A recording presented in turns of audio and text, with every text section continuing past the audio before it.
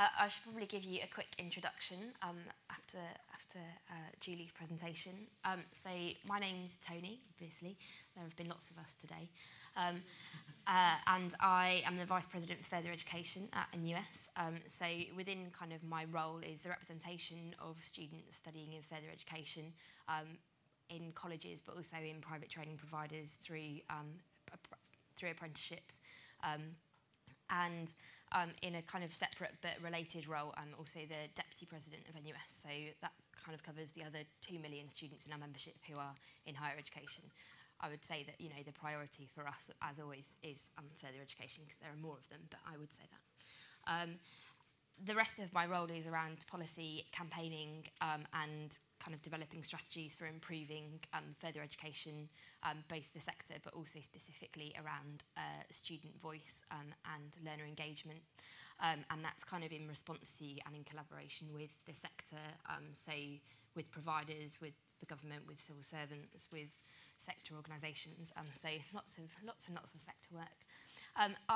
Before I did this, I was a full-time student union president as a sabbatical officer at Cornwall College Student Union, and studied there before that, doing a kind of fairly standard A-level programme. So nothing dramatically exciting, but here I am. So I'm going to talk today about NUS's kind of developing plans around learner voice and quality in learner voice and through learner voice. So today for us is sort of hopefully a way of gathering some information and reaction from some of you about how learner voice should kind of continue to develop in the sector.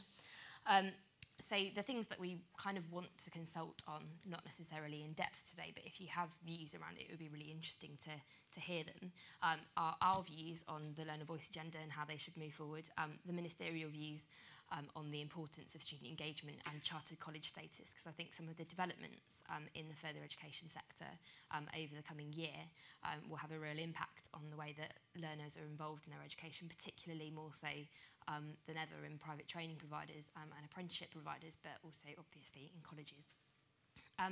NUS's vision for learner voice in the further education sector and a kind of new model for further education learner voice.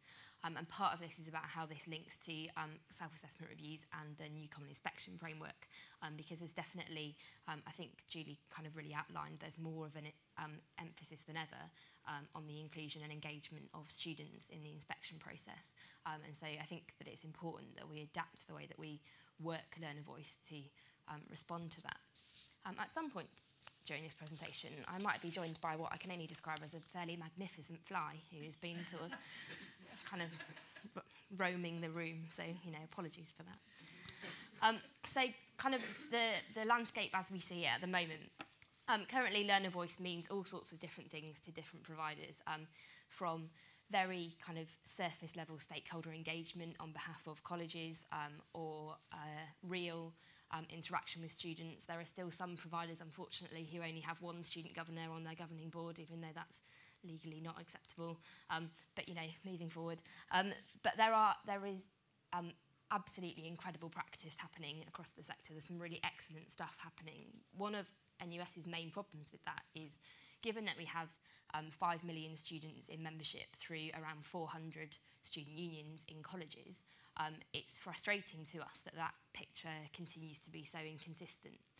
That if you chose to go to your school's sixth form, for instance, you are much less likely to get a good experience of learner voice and engagement with quality improvement in your provider than if you went to a general further education college. And what's really important, I think, is that what we've definitely noticed is that this isn't a case of throwing money at something, and funding here isn't necessarily a guarantee of quality in learner voice. Although it's nice, and often those things do correlate, actually there are lots of instances where providers have thrown money at the issue of learner voice, but because it's been seen as sort of a separate standalone practice and not integrated into part of the quality improvement process, it doesn't have the impact that we would like it to have. And obviously that impact is quality improvement. It's not just about a good student experience for those people who get involved in the student union. It's not just about empowering individuals. All of those things are really, really brilliant side effects of learner voice. But actually the main the main aim of Learner Voice should always be to improve the quality of provision.